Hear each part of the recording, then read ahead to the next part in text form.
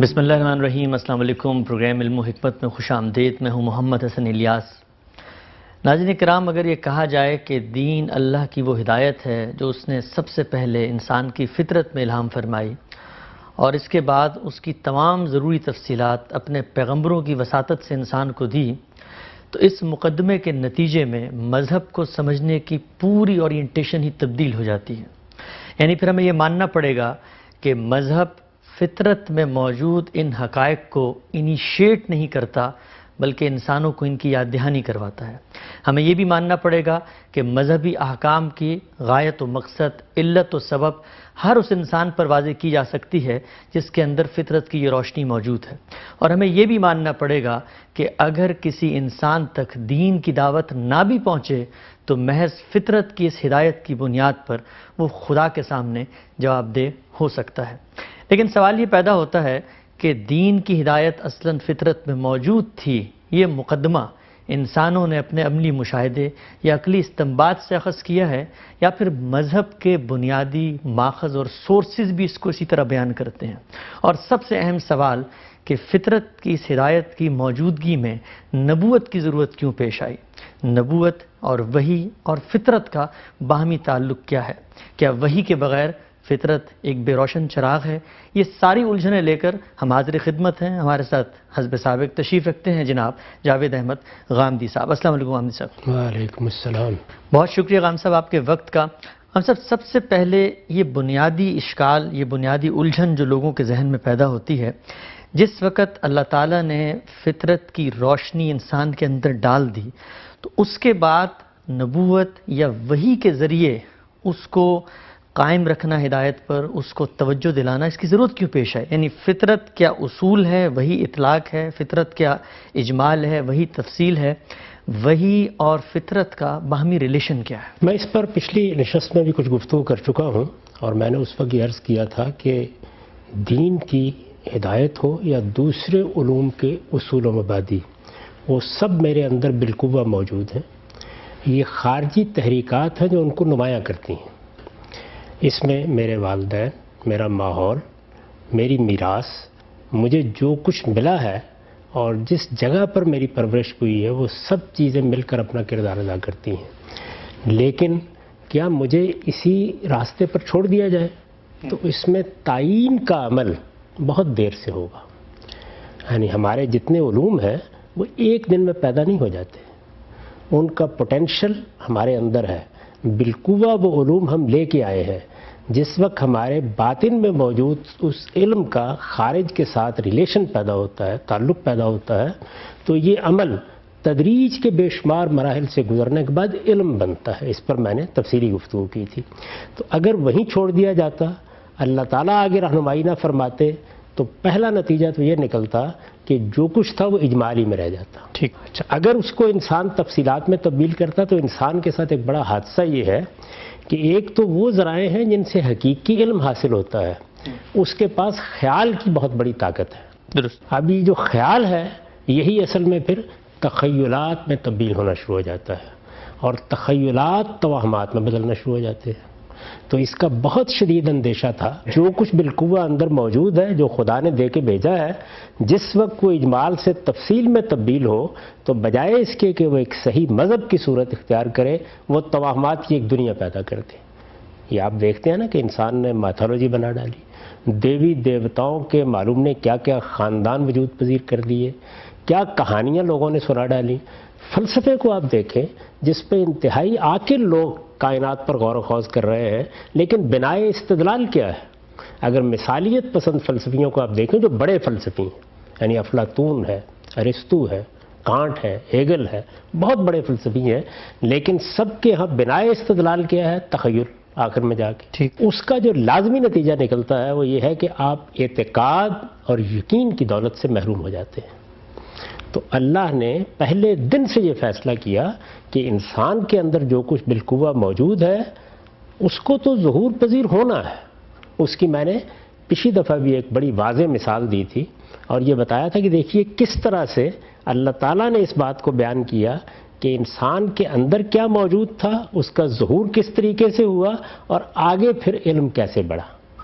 تو یہ تو ہونا تھا، یعنی جو کچھ اندر موجود تھا اس نے باہر آنا تھا، لیکن یہ باہر آ کر کہیں انہی حوادث کا شکار نہ ہو جائے، پہلے ہی مرحلے کے اوپر ضروری رہنمائی کے لیے پہلے انسان کے بارے میں فیصلہ کیا گیا کہ وہ اللہ کا پیغمبر ہوگا۔ ٹھیک، قرآن مجید نے بھی اس کی تصریح کی ہے اور یہ بتا دیا ہے اب جب اللہ کا پیغمبر ہوگا تو اس کے پاس جو کچھ فطرت میں موجود ہے، جو کچھ عقل خود استخراج کر سکتی ہے، اس کو حقیقی رہنمائی میسر آ گئی۔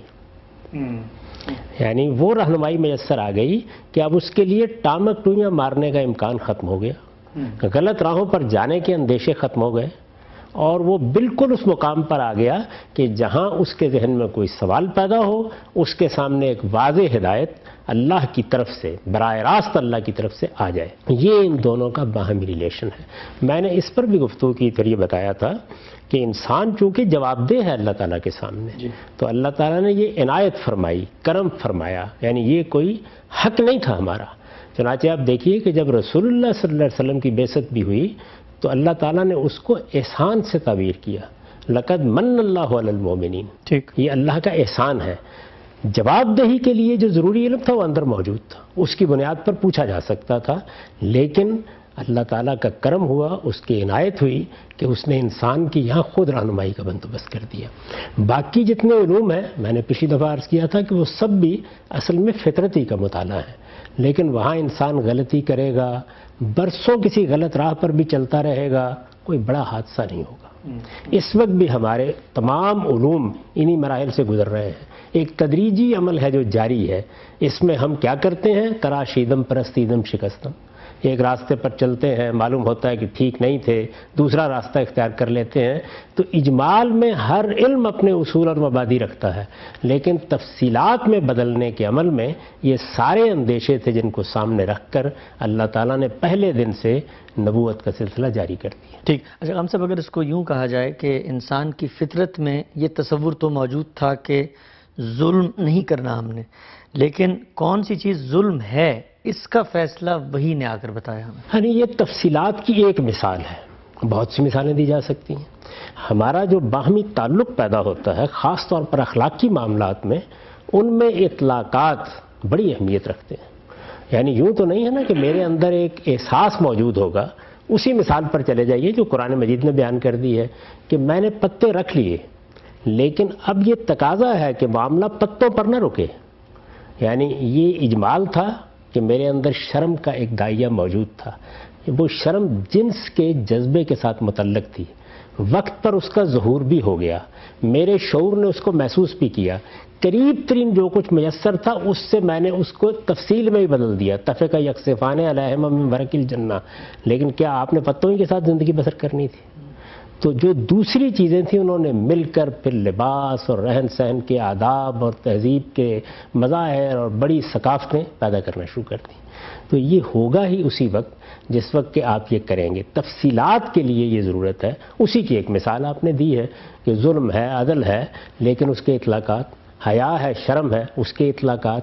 تو اطلاقات کے لیے رہنمائی بہرحال آپ کو یا تو برسوں کے تعامل سے میسر آتی ہے، اور اس میں ٹرائل اور ایرر ہوتا ہے۔ یعنی آپ ایک راستے پر جاتے ہیں، آپ کو احساس ہوتا ہے کہ میں نے اس اجمالی علم کو تفصیل میں تبدیل کیا تو یہاں غلطی کھا گیا، پھر آپ اس کی اصلاح کرتے ہیں۔ تو یہ عمل بہت وقت لیتا ہے۔ پیغمبروں کے ذریعے سے اللہ تعالیٰ نے یہ احسان فرمایا کہ آپ ہدایت پر آئیں بھی، ہدایت پر کھڑے بھی رہیں، اور ہدایت سے انحراف کی صورت میں آپ کے پاس رہنمائی کا ایک منارہ موجود ہے۔ اچھا ہم صاحب، ہم یہ دیکھتے ہیں کہ جو لوگ مذہبی روایت کو نہیں مانتے وہ فطرت کی اس بنیادی روشنی کو سامنے رکھ کر نظام بھی تشکیل دیتے ہیں، زندگی کے مسائل بھی حل کرتے ہیں۔ تو وہ کیا جوہری فرق ہے جو واقع ہوتا ہے کہ فطرت کی اس روشنی کو سامنے رکھ کر اگر ہم مذہبی روایت کی طرف رخ نہ بھی کریں تو انسان کو عملی طور پہ کیا مشکل پیش آتی ہے؟ عملی طور پر جو بڑی مشکل پیش آتی ہے وہ میں دو حصوں میں اس کو بیان کر سکتا ہوں۔ ایک اس کا دنیوی پہلو ہے اور ایک اس کا اخروی پہلو ہے۔ دین چونکہ آخرت سے متعلق ہے بنیادی طور پر، یعنی وہ اپنے اس مقدمے پر کھڑا ہے کہ یہ دنیا عارضی دنیا ہے، تمہیں ایک دن اس دنیا کو چھوڑنا ہے، موت پر یہ زندگی ختم نہیں ہوتی، تمہاری آنکھ ایک دوسری دنیا میں کھلے گی، جب اس دوسری دنیا میں تمہاری آنکھ کھلے گی تو وہاں ابدی فیصلے ہوں گے، وہ فیصلے نعمت کے بھی ہو سکتے ہیں، وہ فیصلے نقمت کے بھی ہو سکتے ہیں۔ یہ ایک بہت بڑی چیز ہے. تو یہاں پر بہت بڑا فرق واقع ہو جائے گا اگر میں کسی غلط راستے پر پڑ گیا, میں انحرافات میں مبتلا ہو گیا, میں نے اجمال کا تعلق تفصیلات سے پیدا کیا اور اس میں بڑی غلطیاں کر ڈالی.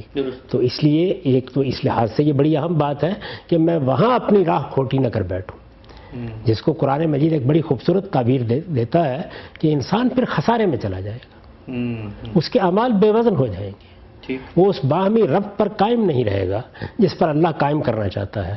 ایک دوسری جگہ اس کو اس طرح بیان کیا ہے کہ میں نے اس پورے عالم میں ایک میزان رکھ دی ہے, اس سے تمہیں بھی یہ درس دینا مقصود ہے کہ اللہ تطغوا فی المیزان, تم بھی اس اعتدال میں کوئی خرابی نہ پیدا ہونے دو. تو اس اعتدال اور توازن کو قائم رکھنا تفصیلات میں کوئی آسان کام نہیں. جب آپ انحراف کریں گے تو بسا اوقات اس کے نتائج وہاں خطرناک نکل سکتے ہیں. دوسرا پہلو کیا ہے؟ دوسرا پہلو یہ ہے کہ آپ کو اس دنیا میں, اس مادی دنیا میں چیزیں ایجاد کرنی ہیں, علوم میں دلچسپی لینی ہے, دنیا پر توجہ دینی ہے, سیاست, معیشت, معاشرت کے لیے بہت سے نظم بنانے ہیں, آنے والے تجربات سے سیکھنا ہے, سلطنتوں کی دنیا سے قومی ریاست میں جانا ہے, اس سے آگے جا کر آپ کو خود قومی ریاست پہ نظر ثانی کرنی ہے. یہ جو سارا عمل آپ نے کرنا ہے, اس سارے عمل میں اگر کہیں توہمات آ گئے, اس لیے کہ میں نے ابھی عرض کیا کہ مذہبی احساس میں اس کا بہت امکان ہوتا ہے کہ آپ تخیل کو استعمال کرنا شروع کر دیں. درست. یعنی اگر تو آپ اس صحیح راستے پر رہیں گے کہ جو کچھ ہے آپ کے تجربے اور مشاہدے میں, اور میں پہلے عرض کر چکا کہ یہ تجربہ اور مشاہدہ صرف خارجی حواس کا نہیں ہے, میرے باطنی حواس کا بھی ہے. یہ میرا تجربہ ہے, یہ موضوعی ہے, میں اس تجربے کو استقراء کے ذریعے سے معروضی بناتا ہوں, اور اس کے بعد پھر استنباط کا یا انفرنس کا طریقہ شروع ہوتا ہے. یہاں تک میں علم کی دنیا میں ہوتا ہوں, لیکن کیا میں یہیں رہتا ہوں؟ انسان کی تاریخ اس بات کی شہادت دیتی ہے کہ اس کے بعد تخیل کی دنیا شروع ہو جاتی ہے. اور تخیل کی دنیا کیا چیز پیدا کر دے گی آپ کچھ نہیں کہہ سکتے. اس کا اثر اصل میں آپ کی پوری زندگی پر پڑے گا. بڑے لوگ پیدا ہوں گے, وہ اپنے تخیلات سے ایک ایسا کثر تعمیر کر دیں گے کہ آپ اس کی بھول بھلیاں میں کھو کر رہ جائیں گے. اقبال نے داد دی ہے کہ محل ایسا کیا تعمیر عرفی کے تخیل نے, تصدق جس پہ حیرت خانہ سینہ و فارابی. یعنی اس تخیل میں اتنی قوت ہے کہ سینہ و فارابی جیسے فلسفی بھی اس کے سامنے حیرت زدہ ہو کے رہ جاتے ہیں. وہ اگر ہو گیا تو پھر کیا ہوگا؟ اس کے اثرات آپ کی پوری زندگی پر پڑیں گے, آپ کے افکار و خیالات پر پڑیں گے. اگر آپ فرمائیں تو میں بالکل اطلاقی مثال دے دوں کہ مسلمانوں کا زوال ہوا ہے, آپ اس کے اسباب متعین کرتے ہیں.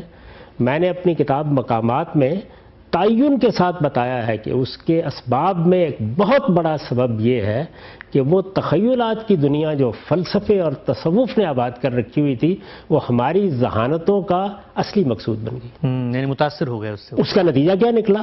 وہ نتیجہ یہ نکلا کہ آپ کے بہت بڑے بڑے لوگ اسی دنیا میں جی رہے ہیں. حیولہ کیا ہوتا ہے, تنزلات کیا ہوتے ہیں, ذات تعینات کیسے قبول کرتی ہے, آیان ثابتہ کا کیا تعلق پیدا ہوتا ہے, یہ تخیلات کی دنیا ہے. اس کے لیے کوئی بنائے استدلال موجود نہیں ہے. کوئی بنائے استدلال جس کو آپ علم کی کہتے ہیں اگر موجود نہیں ہے تو ساری ذہانتیں اس میں صرف ہوں گی, تو سائنس کہاں سے وجود میں آئے گی؟ زندگی کے معاملات اور مسائل سے اس کا تعلق کیسے پیدا ہوگا؟ چنانچہ سیاست کیسے کرنی ہے, معاشرت کا نظم کیسے ہونا ہے, شہروں کو کیسے تہذیب میں ڈالنا ہے, ایجادات کیسے کرنی ہے, نئے آنے والے چیلنج کا مقابلہ کیسے کرنا ہے, اس میں آپ کی جو ذہنی ایکٹیویٹی ہے یا ذہنی فعالیت ہے وہ مجروح ہو گئی اس کے نتیجے میں. تو اس کے اثرات قوموں کی زندگی پر پڑتے ہیں, اس لیے یہ ضروری ہے کہ انہیں اس راستے پر نہ جانے دیا جائے. اچھا خان صاحب, ایک اور میں مثال کو لیتا ہوں اور کوشش ہم یہ کرتے ہیں کہ آپ اس کا عملی ریلیشن واضح کریں. مثلا انسان کی فطرت میں موجود ہے کہ ایک شخص جب دنیا سے رخصت ہوتا ہے تو اس کا جو مال ہے, عقل یہی کہتی ہے کہ اس کے جو اہل خانہ ہیں, اس کے جو بچے ہیں, اس کے اعزہ اقربا, ان میں جانا چاہیے. ہم یہ دیکھتے ہیں کہ مذہبی روایت نے ہمیں میراث کے تقسیم کا پورا قانون بیان کیا کہ اس کو کیا ریشو ملے گا. لیکن جو لوگ مذہب کو نہیں مانتے انہوں نے بھی تو آخر انہیریٹنس کا لاء تخلیق کیا ہے نا. امریکہ میں دیکھیں, کینیڈا میں دیکھیں, آسٹریلیا میں دیکھیں, یو کے, ہر جگہ کے انہیریٹنس کا لاء موجود ہے. تو اب وحی کی روشنی کے بغیر بھی انہوں نے ایک اصول کا اطلاق, ایک اجمال کی تفصیل جو ہے وہ تو پوری طرح سے کر لی. تو میں نے عرض کیا کہ انسان تو یہ کرے گا, لازماً کرے گا, لیکن اس میں ہوگا کیا؟ بے انصافی ہو جائے گی. اچھا، سخت ظلم ہو جائے گا بعض موقعوں کے اوپر. میں ان میں سے تمام قوانین کا جائزہ لے کے آپ کو بتا سکتا ہوں کہ اس میں کس طرح انسانی فطرت کے بعض تقاضوں کو نظر انداز کیا گیا اور اس سے کیا مسائل پیدا ہوتے ہیں. یعنی اس میں چونکہ کوئی بنائی نہیں ہے. میں چند سوالات کرتا ہوں، آپ بتائیں کیا کریں گے. یعنی یہ تو ایک اجمالی جواب ہوا نا کہ میرے بعد میری میراث میرے اعزاء اقربا کو ملنی چاہیے. اعزاء اقربا میں کیا سب ایک درجے کے ہیں؟ آپ برابر برابر تقسیم کر دیں گے؟ آپ مجھے بتائیں کیا معیار ہے جس پر آپ کہیں گے کہ والدین کو یہ ملنا چاہیے اولاد کو یہ ملنا چاہیے؟ زیادہ اہمیت کس کی ہے؟ اچھا، یہ تو ہوا اس کا وہ پہلو جس کا تعلق عدل سے ہے، انصاف سے ہے. ایک دوسری چیز یہ ہے کہ آپ نے اپنے آپ کو کس مصیبت میں ڈال لیا. آپ اپنے قریب ترین اعزاء کے معاملے میں ترجیح قائم کر رہے ہیں اور اس طرح پیغام دے رہے ہیں اگر اولاد کے لیے زیادہ حصہ چھوڑتے ہیں تو والدین کے ماتھے پر شکن آتی ہے. والدین کی طرف جاتے ہیں تو اولاد کہتی ہے کہ وہ تو بوڑھے ہو گئے، اب ان کو دنیا سے رخصت ہونا تھا، ہمیں تو آگے بڑھنا تھا. یہ کیا بے انصافی ہوئی ہے؟ تو آپ اس طریقے سے ایسے مسائل اپنے پیچھے پیدا کر دیتے ہیں کہ جس کا آپ کو عام حالات میں اندازہ نہیں ہوتا. تو اللہ تعالیٰ نے اسی وجہ سے جہاں میراث کا قانون بیان کیا وہاں یہ بتایا کہ چونکہ تم اس پوزیشن میں نہیں ہو کہ تم یہ فیصلہ کر سکو کہ ایہم اقرب لکم نفع، یعنی ان میں سے کون، تمہارے آبا بھی ہیں اور تمہارے بچے بھی ہیں، ان میں سے کون منفعت کے لحاظ سے قریب تر ہے. تو وجہ بتائی کہ کس وجہ سے یہ تقسیم کی جا رہی ہے، بنیاد بتائی جس پر اس سارے اصول کو قائم کیا ہے اور اس کے بعد اس کا اطلاق خود کر دیا تاکہ نہ آپ کے ہاں کسی ترجیح کا سوال پیدا ہو نہ آپ سے کوئی بے انصافی سرزد ہو. یہ تو ابھی تک صورتحال یہ ہے کہ لوگ جذباتی طریقے سے چیزوں کو بیان کرتے ہیں. یہ جو لڑکیوں اور لڑکوں کے معاملے میں گفتگو ہوتی ہے کبھی اس کا انالیسس کر کے دیکھیے، یہ حقیقت ہے کہ اس میں استدلال کم اور جذبات کہیں زیادہ ہوتے ہیں. تو اگر وحی کی یہ روشنی نہ ہوتی تو کیا انسان پوری زندگی یہ اربوں سال انسان نے گزارے کوئی فریم ورک نہیں بنا سکتا تھا کہ انہیریٹنس کا لا کیسے بنے؟ اسی طرح بنتا ہے جس طرح دوسرے علوم میں بن رہا ہے. یعنی آپ مختلف تجربات سے صدیوں تک بڑا بیٹا پوری میراث لے جاتا تھا، باقی سب محروم کر دیے جاتے تھے. والدین کے معاملے میں آج بھی یہ بحث ہوتی ہے. بہت سی جگہوں کے اوپر آدھی جائیداد بیوی لے جاتی ہے. ساری زندگی بیوی کام کرتی رہے ہو تو آدھی جائیداد آپ کا شوہر لے جاتا ہے. اس طرح کے بہت سے قوانین ہیں کہ جو ایک جذباتی احساس یا ایک وقتی جذبے سے پیدا ہوئے ہیں اور وہ قانون بن جاتے ہیں، لیکن یہ کہ ان کے مفاسد کیا ہیں، ان کے نتائج کیا نکلیں گے، ان پر انسان کی نظر نہیں ہوتی. تو یہاں ٹرائل اور ایرر ہوگا پھر. یعنی انسان اسی طریقے سے سیکھے گا جیسے اس نے باقی معاملات میں سیکھا ہے. رہنمائی کی ضرورت وہاں ہوتی ہے جہاں فوری طور پر کسی چیز کو درست کرنا مقصود ہو. اگر آپ اس چیز کو تاریخ کے حوالے کر سکتے ہیں تو پھر کوئی حرج کی بات نہیں.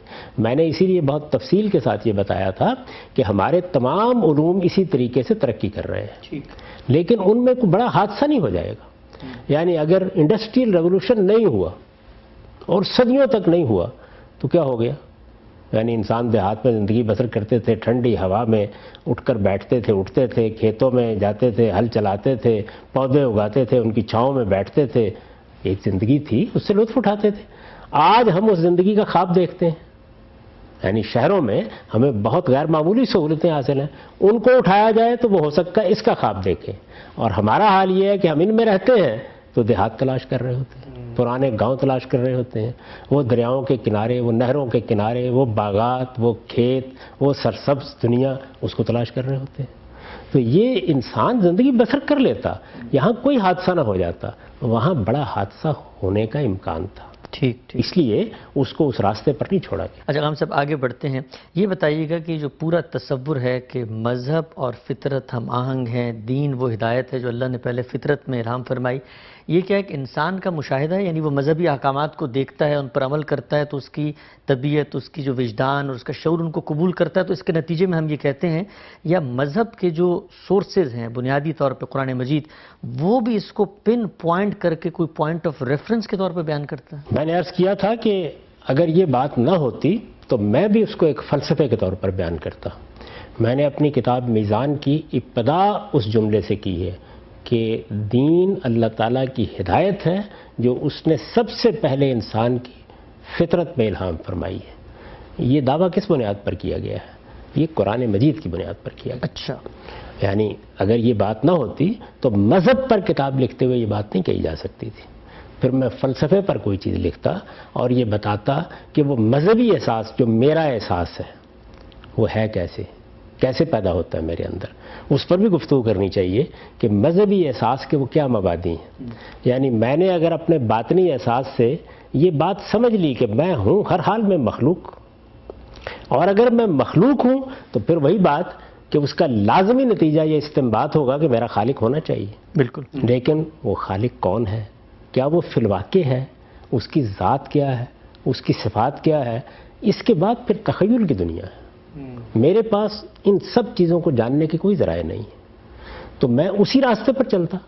لیکن اللہ کی کتاب قرآن مجید کو جب آپ پڑھتے ہیں تو وہ یہ بتاتی ہے کہ یہ ریلیشن ہے دونوں کے درمیان، اور اس کا سب سے بڑا اثر یہ پڑتا ہے کہ یہ جو آج کے زمانے میں آپ الحاد کی بحثیں سنتے ہیں وہ پیدا ہی اس لیے ہو رہی ہیں کہ مذہب کو اطاعت کے پیراڈم میں رکھ کے بیان کیا گیا ہے۔ یعنی جس طرح سے آپ تھے، آپ پیدا ہوئے، آپ کے والدین نے آپ کو بتایا کہ ہمارے ایک پیغمبر تھے، انہوں نے ہمیں یہ احکام دیے تھے، یہ چیزیں فرض ہیں، یہ چیزیں حلال ہیں، یہ چیزیں حرام ہیں، یہ فہرست آپ کے ہاتھ میں تھما دی، آپ ہر حال میں مجبور ہیں کہ اس کو مانیں۔ ظاہر ہے کہ انسانی ذہن جب تک اپنی فطرت سے کسی چیز کا تعلق نہ محسوس کرے وہ اس کو آسانی کے ساتھ قبول کرنے کے لیے تیار نہیں ہوتا۔ کوئی مذہبی احساس کا غلبہ ہو جائے، کوئی تہذیب پیدا ہو جائے، آپ کے پاس بہت بڑی طاقت آ جائے تو اس کے زیر اثر لوگ بغاوت نہیں کرتے، لیکن جس وقت آپ آزادی دیں گے تو وہی کچھ ہوگا جو اس وقت ہم اپنی آنکھوں کے سامنے دیکھ رہے ہیں۔ تو اس لیے یہ ضروری ہے کہ انسان کو یہ بتایا جائے، یہ محض کوئی فلسفیانہ بحث نہیں ہے، دین کی بہت بڑی بحث ہے کہ ہمارا دین کیا خارج سے آنے والا اطاعت کا حکم ہے یا ہمارے باطن کے اندر اللہ کی ودیت کی ہوئی ہدایت ہے جس کو ہماری فطرت کے اندر رکھ دیا گیا ہے، وہ اس کو لے کر آئی ہے، اس کی دریافت کا اجمالی عمل اندر سے ہو جاتا ہے، اس کے بعد وہی آتی ہے اور وہی آ کے اس کو تفصیلات میں تبدیل کرتی ہے۔ اگر یہ بات ہے تو پھر الحاد اپنا مقدمہ قائم ہی نہیں کر سکتا، اس لیے کہ آپ نے اصل میں بنیاد سے جا کر اس کو خود انسان کے اندر دریافت کر لی۔ یعنی مذہب باہر سے نہیں آ رہا، اندر سے اٹھا، وہ اصل میں باہر سے نہیں آ رہا۔ چنانچہ اسی وجہ سے آپ قرآن مجید کو دیکھتے ہیں تو وہ اپنی ہدایت کو کیا کہتا ہے، یہ ذکر ہے، یہ ذکرہ ہے، یاد دہانی ہے، کوئی نئی چیز نہیں ہے۔ یہ تو اصل میں ایک بیج ہے جو تمہارے اندر ڈال دیا گیا ہے، وہ برگ و بار لا رہا ہے، تمہیں بتایا جا رہا ہے کہ اس کی باغبانی کیسے کرنی ہے۔ تو یہ چیز ہے کہ جس کو اس کی اہمیت کے ساتھ سمجھنا چاہیے۔ چنانچہ قرآن مجید نے اس کو اسی طرح بیان کیا ہے، اور قرآن مجید نے سورہ روم کی جو آیت 30 ہے اس میں یہ بتا دیا گیا ہے کہ یہ صحیح دین، سیدھا دین، وہ دین کے جس کی بنیادیں تمہارے اندر ہیں وہ اللہ کا دین اسلام ہے، اور وہ اللہ نے تمہاری فطرت کے اندر رکھا ہے۔ ذرا ایک نظر ڈالیے اس کے اوپر۔ میں نے اپنی تفسیر میں ان آیات کا جو ترجمہ کیا ہے، آیتیں بھی سن لیجیے اور ترجمہ بھی۔ فَأَقِمْ وَجْهَكَ لِلدِّينِ حَنِيفًا فِطْرَتَ اللَّهِ الَّتِي فَطَرَ النَّاسَ عَلَيْهَا لَا تَبْدِيلَ لِخَلْقِ اللَّهِ ذَلِكَ الدِّينُ الْقَيِّمُ وَلَكِنَّ أَكْثَرَ النَّاسِ لَا يَعْلَمُونَ۔ پیچھے کچھ حقائق کو واضح کیا ہے، وہ حقائق جب مبرہن ہو گئے، واضح ہو گئے، تو اس کے بعد فرمایا ہے سو ایک خدا کے ہو کر تم اپنا رخ اس کے دین کی طرف کیے رہو، تم اللہ کی بنائی ہوئی فطرت کی پیروی کرو، اللہ کی بنائی ہوئی فطرت کی پیروی کرو، اے پیغمبر جس پر اس نے لوگوں کو پیدا کیا ہے۔ اچھا، یعنی یہ کہیں باہر سے نہیں آ گئی، اسی پر پیدا کیے گئے ہو۔ اللہ کی بنائی ہوئی اس فطرت میں کوئی تبدیلی نہیں ہو سکتی، یعنی اس پر قائم رہو گے، اس کو قائم رکھو گے تو تم صحیح راستے پر رہو گے۔ اور اس کے بعد دیکھیے کیا کہا ہے، ذالک الدین القیم، یہی سیدھا دین ہے، لیکن اکثر لوگ جانتے نہیں۔ تو یہ قرآن مجید نے اس پوری بات کو اپنے لافانی الفاظ میں بیان کر دیا، یہ بتایا ہے کہ یہ کیا چیز ہے۔ اس کے اوپر جو نوٹ ہے وہ بھی آپ سن لیجئے تاکہ آپ کو اندازہ ہو کہ یہ کیا چیز ہے۔ مطلب یہ ہے کہ یہ دین کوئی خارج کی چیز نہیں ہے جو اوپر سے تم پر لادی جا رہی ہے، یہ عین تمہاری فطرت کا ظہور ہے۔ اس سے اختلاف کرو گے، الحاد پیدا ہوگا، دہریت پیدا ہوگی، اپنا مذہب بناؤ گے تو کیا ہوگا، اس سے اختلاف کرو گے تو گویا اپنے ساتھ اختلاف کرو گے۔ یعنی یہ اختلاف اب محلے کی مسجد کے مولوی صاحب سے نہیں ہو رہا، یہ اختلاف ابو حنیفہ اور شافعی کے ساتھ نہیں ہو رہا، یہ اختلاف بخاری اور مسلم کے ساتھ نہیں ہو رہا، میں جب دین سے انحراف کرتا ہوں تو اصل میں اپنے ساتھ اختلاف کرتا ہوں. اس سے اختلاف کرو گے تو گویا اپنے ساتھ اختلاف کرو گے اور اپنے ہی باطن میں چھپے ہوئے خزانے سے اپنے آپ کو محروم کر لو. اس پر استاد امام کا ایک اقتباس ہے. اس سے واضح ہوا کہ جو فلسفی یہ کہتے ہیں کہ انسان اپنی فطرت کے اعتبار سے ایک صفحہ سادہ اور تمام تر اپنے ماحول کی پیداوار اور علف و عادت کی مخلوق ہے، یعنی ایک ٹیبولا راسا ہے، جیسے ایک صاف کاغذ ہوتا ہے جس پر کوئی تحریر نہیں ہوتی. ان کا خیال بالکل غلط ہے. انسان کو اللہ تعالیٰ نے بہترین ساخت اور بہترین فطرت پر پیدا کیا ہے. اس کو خیر و شر اور حق و باطل کی معرفت عطا فرمائی ہے اور نیکی کو اختیار کرنے اور بدی سے بچنے کا جذبہ بھی اس کے اندر ودیعت فرمایا ہے. یعنی یہ پورا علم دے کے بھیجا ہے، لیکن اس کی یہ فطرت حیوانات کی جبلت کی طرح نہیں ہے کہ وہ اس سے انحراف نہ اختیار کر سکے. یہ ایک بڑی غلط فہمی ہے. انسان کو چونکہ ارادہ و اختیار دیا گیا ہے تو یوں نہیں ہے کہ وہ اپنی فطرت سے انحراف نہیں کر سکتا، کرتا ہے، بلکہ وہ اپنے اندر اختیار بھی رکھتا ہے. اس وجہ سے بسا اوقات وہ اس دنیا کی محبت اور اپنی خواہشوں کی پیروی میں اس طرح اندھا ہو جاتا ہے کہ حق و باطل کا شعور رکھتے ہوئے نہ صرف باطل کی پیروی کرتا ہے بلکہ باطل کی حمایت میں فلسفے بھی ایجاد کر ڈالتا ہے. انبیاء علیہم السلام اسی فطرت کی تفصیل کرتے اور اس کے تمام مقتضیات و لوازم کو انسان کے لیے واضح کر دیتے ہیں. یہ ہے اصل میں فطرت کا وحی سے تعلق. مدعا یہ ہے کہ وہ در حقیقت انہی حقائق کی یاد دہانی کرتا ہے جو انسان کے اندر موجود ہیں لیکن وہ انہیں فراموش کر بیٹھتا ہے. اتنی وضاحت سے قرآن مجید میں وضاحت کے ساتھ اس کو بیان کیا گیا. یہ جو باتیں استاد امام نے بیان فرمائی ہیں آپ اس کو جگہ جگہ پھر قرآن مجید میں دیکھتے ہیں، یعنی وہ ان کی وضاحت کرتا ہے. کہیں وہ آپ کو یہ بتاتا ہے کہ ہدینہ النجدین، ہم نے تو دونوں راستے تمہیں بتا دیے، خیر و شر کا راستہ پوری طرح واضح کر دیا. یہ بھی میں عرض کر دوں کہ یہ جو قرآن مجید میں تفصیلات ہیں اس کی پہ فالہمہا فجورہا و تقواہا، یا دوسری جگہ فرمایا کہ ہدینہ السبیل، ان سب کے بارے میں آپ صحابہ کرام کی تفسیریں ابن کثیر میں نکال کے دیکھ لیں. سب یہ بیان کر رہے ہیں کہ یہ کیا ہے، یعنی بین الخیر والشر. اچھا، بینا طریق الخیر والشر، یعنی ہم نے یہ سب راستے واضح کر دیے ہیں. تو پورا شعور انسان لے کے آیا ہے، خیر کیا ہے، شر کیا ہے، حسن کیا ہے، قبح کیا ہے. یہ اس کی تفصیلات ہیں جن کے لیے نبوت کی ضرورت ہے. ٹھیک. اچھا ہم سب لوگ عام طور پہ یہ تنقید بھی کرتے ہیں کہ جس وقت آپ یہ کہیں کہ دین کی ہدایت پہلے اللہ نے انسان کی فطرت میں ڈالی، تو خود قرآن مجید میں مثلا آپ سورہ نحل کو دیکھیں، وہاں پر اللہ تعالیٰ یہ کہتے ہیں کہ انسانوں کو مخاطب کر کے کہ جب تمہیں میں دنیا میں لے کر آیا، ماؤں کے پیٹوں سے نکالا، تو اس حال میں تھے کہ تم تو کچھ بھی نہیں جانتے تھے.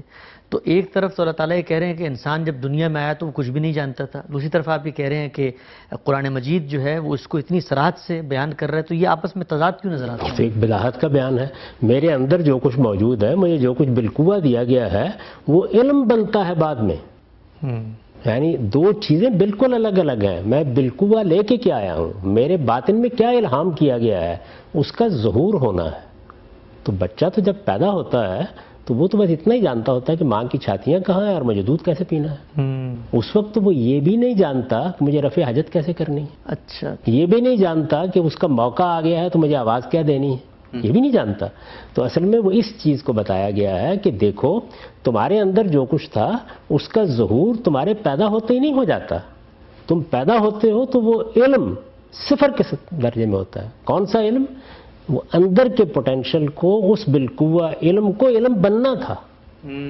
یہ علم بننے کا عمل ہے. میں نے اپنی پچھلی گفتگو میں اس کی بڑی تفصیل سے وضاحت کی تھی کہ علم کیسے بنتا ہے. تو یہاں علم کی نفی کی گئی ہے. یعنی اس بالقوہ الہام کی نفی نہیں کی گئی، وہ موجود ہے اپنے اندر. قرآن مجید میں دوسری جگہ اس کی تفصیلات ہیں. سب سے بڑی چیز تو اللہ پر ایمان ہے، اور قرآن مجید اصرار کرتا ہے کہ ہم نے ایک ایک انسان سے اس دنیا میں آنے سے پہلے اس کا عہد لیا ہے. سورہ اعراف میں جس کو آپ عہد الست کہتے ہیں اس کی تفصیل بیان کی گئی ہے اور اس کی وجہ بتائی گئی ہے کہ کیوں یہ کام ہوا تھا، اس کی بنیاد پر کیا فیصلے ہوں گے وہ بتایا گیا ہے. یہ ساری بات بیان کرنے کے بعد آپ اس آیت کا یہ مطلب لیں گے، یعنی اس کا مطلب یہ ہے. اور وہاں دیکھیں اللہ تعالیٰ اپنی آیات بیان کر رہے ہیں.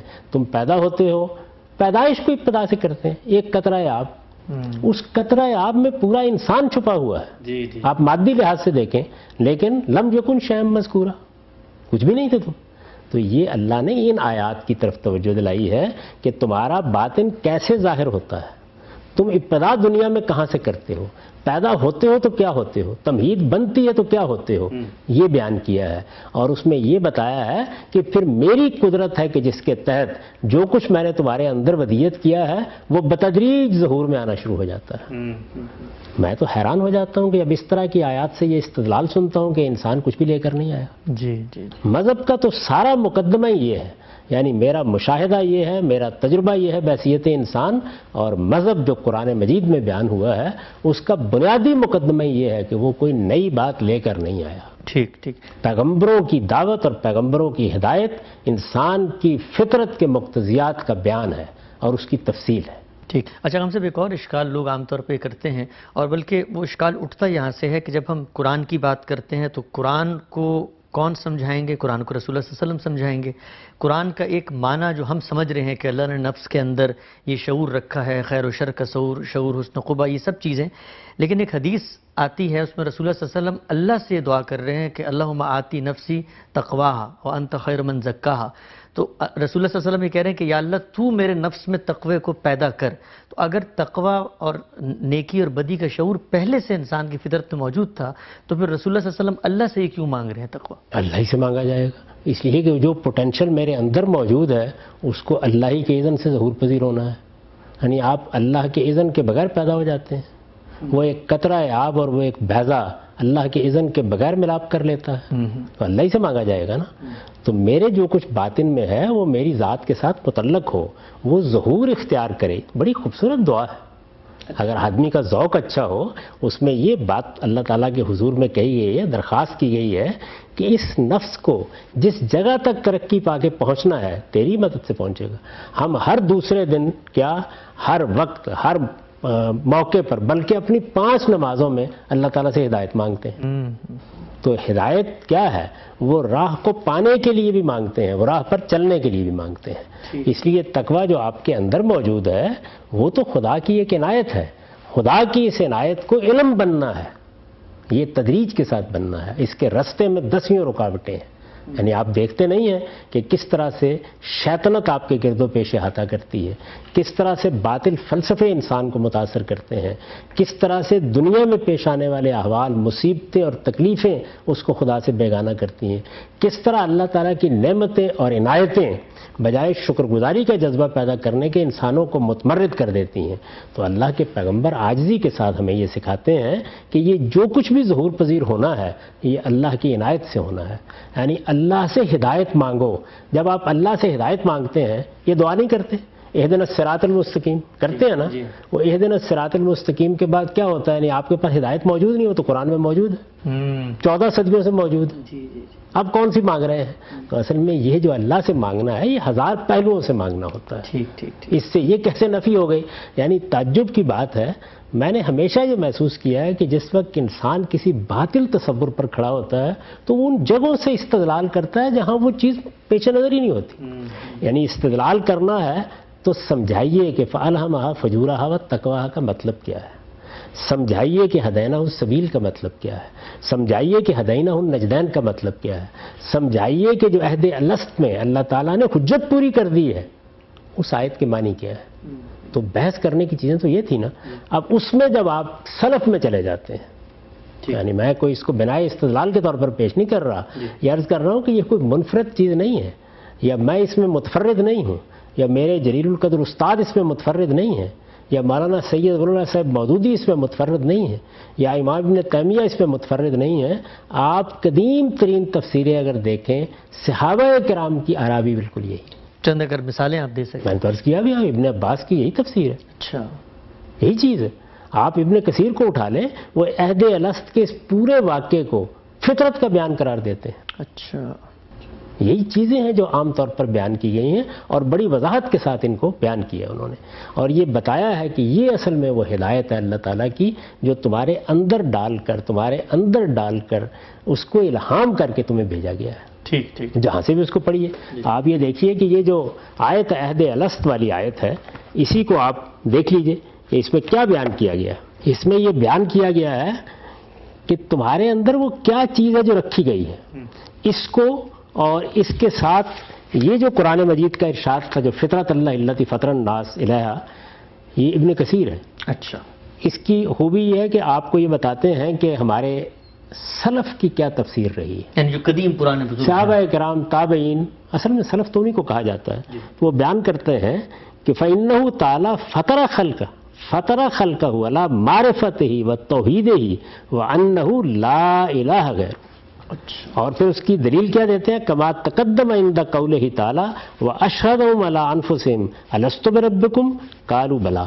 ترجمہ اگر آپ اس کا کریں۔ یعنی یہ جو قرآن مجید میں بیان کیا گیا نا کہ اللہ تعالیٰ نے جب پیدا کیا تو سارے انسانوں کو ان کی اصل شخصیت کے ساتھ نکالا اور پھر ان کو خود ان پر گواہ ٹھہرایا اور ان سے سوال کیا کہ کیا میں تمہارا پروردگار نہیں ہوں؟ الست بربکم، تو سب نے اقرار کیا کہ لا ریب آپ ہمارے پروردگار ہیں۔ تو یہ اس سارے واقعے کا حوالہ دیتے ہیں۔ پھر یہ سورہ روم کی آیت جس پر ہم نے گفتگو کی، یہ بتاتے ہیں کہ اس میں اصل میں اسی فطرت کا بیان ہے۔ یعنی اس میں یہ بحث ہے نا کہ یہ ایک واقعہ ہے یا محض انسان کی فطرت کا بیان ہے، تو عام طور پر لوگوں نے اس کو فطرت کے بیان کے طور پر لیا ہے۔ تو وہ بیان کر رہے ہیں کہ وہ فطرت ہے کیا؟ وہ فطرت کیا ہے؟ فطر خلقہ علی معرفتہ وتوحیدہ وانہ لا الہ غیرہ، گویا توحید تو آپ کے اندر ڈال دی گئی ہے، اس پر تخلیق ہوئی ہے، اس کے اوپر انسان کو بنایا گیا ہے۔ اور پھر اس کے بعد آگے ایک حدیث کا حوالہ دیا ہے اور یہ بتایا ہے کہ اس میں بھی بالکل یہی بات کہی گئی ہے۔ کہتے ہیں کہ حدیث میں ہے کہ انی خلقت عبادی حنفاء، میں نے جب اپنے بندوں کو پیدا کیا تو وہ بالکل دین پر یکسو پیدا کیا۔ یہ گویا جو ہماری خلقت کی حقیقت ہے اس کا بیان ہے۔ فاجتالتہم الشیاطین عن دینہم، یہ اس کے بعد شیاطین ہیں جنہوں نے ان کو دین سے ہٹا کر دوسرے راستوں پر ڈال دیا۔ اچھا، اور آگے کہتے ہیں کہ بہت سی احادیث بیان کروں گا جس میں خود رسالت میں آپ صلی اللہ علیہ وسلم نے یہ بیان کیا ہے کہ ان اللہ تعالی فطر خلقہ علی الاسلام۔ یہ کون سا اسلام ہے؟ کہ اللہ تعالیٰ نے اپنی مخلوقات کو اسلام پر پیدا کیا ہے۔ جی، یعنی یہ وہ اسلام ہے کہ جس میں توحید ہے، اخلاقی شعور ہے، اسلام کی حقیقت ہے۔ یہ اسلام ایک دین بنتا ہے جب پیغمبروں کی ہدایت اس کے ساتھ تفصیلات میں مل جاتی ہے۔ تو اصل اسلام یا اصول میں اسلام یا مبادی میں اسلام، یہ کہتے ہیں کہ اس پر اللہ نے پیدا کیا۔ ثم ترى على بعضهم الادیان الفاسدہ یہودیہ والنصرانیہ والمجوسیہ، یہ اس کے بعد ہے کہ پھر انسان اپنے والدین کے زیر اثر، اپنے اعزاء کے زیر اثر، اپنے ماحول کے زیر اثر، اپنے اساتذہ کے زیر اثر بہت سے دوسرے ادیان اختیار کر لیتا ہے۔ تو ہمارے ہاں حدیث کو آپ دیکھیے، قرآن مجید کو دیکھیے، یہی حقیقت ہے جس کو بہت وضاحت کے ساتھ بیان کر دیا گیا ہے کہ اللہ تعالیٰ نے انسان کی ایک فطرت بنائی ہے، اسی میں اصل ہدایت رکھی ہے، اسی فطرت کے اندر وہ ساری چیزیں بالقوہ موجود ہیں۔ اب اس کے بعد اس کو باہر سے تحریک کی ضرورت ہوتی ہے، پھر وہ آہستہ آہستہ علم بننا شروع ہوتی ہے۔ جب وہ علم بنتی ہے تو اس کے ساتھ انسان کا تخیل بھی شامل ہو جاتا ہے اور گرد و پیش کے شیاطین بھی شبخون مارنے کے لیے تیار ہو جاتے ہیں۔ تو اللہ نے نبیوں کو مبعوث کیا تاکہ وہ ان انحرافات سے اس کو بچائے رکھیں اور وہ صحیح اپنی فطرت کی رہنمائی میں آگے بڑھتا چلا جائے۔ ٹھیک، اچھا خان صاحب، آپ نے عہد الست کی بات کی کہ اللہ تعالیٰ کا یہ شعور، توحید کا یہ تصور انسان کی فطرت کے اندر موجود ہے، اور اگر اللہ نے یہ فطرت میں رکھا ہے تو پھر اسی کی بنیاد پر وہ سوال بھی کرے گا کہ تم نے خدا کو کیوں نہیں مانا۔ ایک اعتراض یہ بھی عام طور پر سامنے آتا ہے قرآن مجید کو پڑھتے ہوئے، بلکہ ایک عام قاری جب قرآن کو پڑھتا ہے تو اس کے دل میں اشکال پیدا ہوتا ہے کہ قرآن مجید کے صفحے صفحے پر یہ بات ہمیں ملتی ہے کہ رسولوں کو اللہ نے بھیجا ہے اور رسولوں کے بھیجنے کے بعد وہ سوال کرتے ہیں۔ مثلا میں کچھ مختصر سی 2-3 آیات آپ کے سامنے رکھتا ہوں۔ اللہ تعالیٰ کہتے ہیں سورہ یونس میں وَلِكُلِّ أُمَّةٍ رَسُولٌ فَإِذَا جَاءَ رَسُولُهُمْ قُضِيَ بَيْنَهُم بِالْقِسْطِ، ہر امت کے لیے ایک رسول ہے، رسول آتے ہیں تو پھر فیصلہ کیا جاتا ہے۔ اسی طرح کہا کہ لِأَلَّا يَكُونَ لِلنَّاسِ عَلَى اللَّهِ حُجَّةٌ بَعْدَ الرُّسُلِ، کہ ہم نے رسول بھیجے ہیں تاکہ ان کے ذریعے سے حجت تمام کریں۔ پھر تیسری جگہ پہ کہا وَمَا كُنَّا مُعَذِّبِينَ حَتَّىٰ نَبْعَثَ رَسُولًا، عذاب نہیں دیتے ہم انسانوں کو جب تک رسول نہ بھیج دیں۔ تو قرآن مجید میں تو ہر جگہ مواخذے کی بنیاد، سوال کرنے کی بنیاد، قیامت میں جواب دہی کی بنیاد وہ رسولوں کا آنا ٹھہرتا ہے۔ تو یہ فطرت کی بات کہ فطرت کی بنیاد پہ جواب دہی ہوگی، یہ تو دو متضاد باتیں پھر معلوم ہیں۔ ان حقائق کو بھی دیکھیے ذرا، تھوڑا سا پیچھے جا کے پہلے سمجھ لیجئے۔ پہلے یہ بنیادی بات سمجھ لیجئے کہ اگر اللہ کے رسول نہ آتے، اللہ تعالیٰ کی طرف سے نبوت کا سلسلہ نہ ہوتا، تو کیا ہم ہماری فطرت میں جو الہام ہے اس کی بنیاد پر جواب دہ ہوتے؟ اس کے اس پہلو کو ابھی تھوڑی دیر کے لیے چھوڑ دیجئے کہ قرآن کیا کہتا ہے. اپنی ذات میں غور کر کے دیکھیے. جیسے ہم نے پہلے فطرت کو خالص فطرت کی بنیاد پر سمجھنے کی کوشش کی, وہاں جا کے دیکھیے. جس وقت میرے اندر یہ احساس پیدا ہوتا ہے کہ میں مخلوق ہوں, یہ احساس اتنا شدید ہے کہ انسان اس کو ٹال ہی نہیں سکتا. وہ ہر چیز کا انکار کر سکتا ہے. جیسے کہتے ہیں نا عام طور پر لوگ کہ انسان خدا کا انکار کر دے گا لیکن وہ موت کا انکار نہیں کر سکتا. اسی طرح انسان خدا کا انکار کر سکتا ہے لیکن وہ اپنے مخلوق ہونے کا انکار نہیں یعنی وہ بنایا گیا ہے, وہ بنا ہوا ہے. اس کے مخلوق ہونے کا احساس اس کا باطنی احساس ہے. یہ سورج کو میری آنکھیں جیسے دیکھتی ہیں اس سے زیادہ قوت کے ساتھ میں اس احساس کو اپنے اندر پاتا ہوں. یہ جو میرا احساس ہے, اب اسی کو یاد کیجئے. ہوتا کیا ہے, جس وقت کوئی چیز ہمارے تجربے اور مشاہدے میں آ جاتی ہے تو اللہ تعالیٰ نے ہمیں عقل دی ہے, وہ فوراً استنباط کرتی ہے. جیسے ہی میں اس شدید احساس سے دوچار ہوتا ہوں کہ میں مخلوق ہوں تو استنباط کرتا ہوں کہ پھر کوئی خالق ہونا چاہیے. یعنی وہ میں خود ہی ہو سکتا ہوں, وہ یہ کائنات ہو سکتی ہے, وہ مادے کا تعامل ہو سکتا ہے. یہ الگ تفصیلات ہیں لیکن اس کا لازمی نتیجہ یہ نکلتا ہے کہ میرا ایک خالق ہونا چاہیے. اب جب میں یہ مان لیتا ہوں کہ میرا ایک خالق ہونا چاہیے تو میرے اندر جو پوری شخصیت ہے وہ عقلی طور پر تقاضا کرتی ہے کہ میرے اس خالق کے ساتھ میرا کوئی تعلق بھی ہو, میں اس کو جانوں بھی, میں اس کو پہچانوں بھی. یہی وہ معرفت ہے جس کو قرآن مجید نے عہد الست میں بیان کیا ہے. میں اس معرفت کو اگر علم کی سطح پر اختیار کر کے صحیح نتائج تک پہنچ جاؤں اور اسی نتیجے کو اختیار کر لوں کہ میرا ایک خالق ہے, تو اب ایک دوسری چیز بھی میرے اندر موجود ہے, وہ خیر و شر کا شعور ہے. ہم اس پہ گفتگو کر چکے کہ جس طرح مجھے ایک حصے جمالیات دے کے بھیجا گیا ہے ایسے ہی ایک حادثہ اخلاقی بھی دیا گیا ہے. میرا وہ حادثہ اخلاقی کیا صرف اتنا ہی ہے کہ یہ چیز اچھی ہے اور یہ بری ہے؟ نہیں, وہ اس کے ساتھ عدل کا شعور بھی رکھتا ہے کہ اگر ایک چیز اچھی اور بری ہے تو جو چیز اچھی ہے اس کو اختیار کرنے والے کا نتیجہ وہ نہیں ہونا چاہیے جو بری کو اختیار کرنے والے کا ہے. یہ اس کے لوازم ہے. یعنی جیسے ہی میں یہ بات مانوں گا اس کے عقلی نتائج میرے سامنے آ جائیں گے. جب یہ عقلی نتائج سامنے آ جائیں گے تو اب بہرحال میں مکافات کی طرف بڑھوں گا. میں نے اس سے پہلے بھی عرض کیا تھا نا کہ جن چیزوں کا پوٹینشل ہمارے اندر ہے اسی طرح ہمارا علم ان میں سے نکلتا ہے. یعنی پہلے مشاہدات کے ذریعے سے حقائق سامنے آتے ہیں, پھر اس کے بعد ہم استقراء کرتے ہیں. جس وقت ہم محسوس کرتے ہیں کہ وہ جو ایک موضوعی چیز تھی یعنی میرے باطن میں تھی, میں اس کو محسوس کرتا تھا, وہ باقی انسانیت بھی اسی طرح محسوس کرتی ہے, تو استقراء اس کو ایک معروضی حقیقت میں تبدیل کرتا ہے اور پھر ہم اس سے استنباط کرنا شروع کر دیتے ہیں. تو میرے اندر خیر و شر کا شعور یہ تقاضا کرتا ہے کہ نتیجہ ایک نہ ہو, لیکن نتیجہ کیا ایسے ہی نکلتا ہے.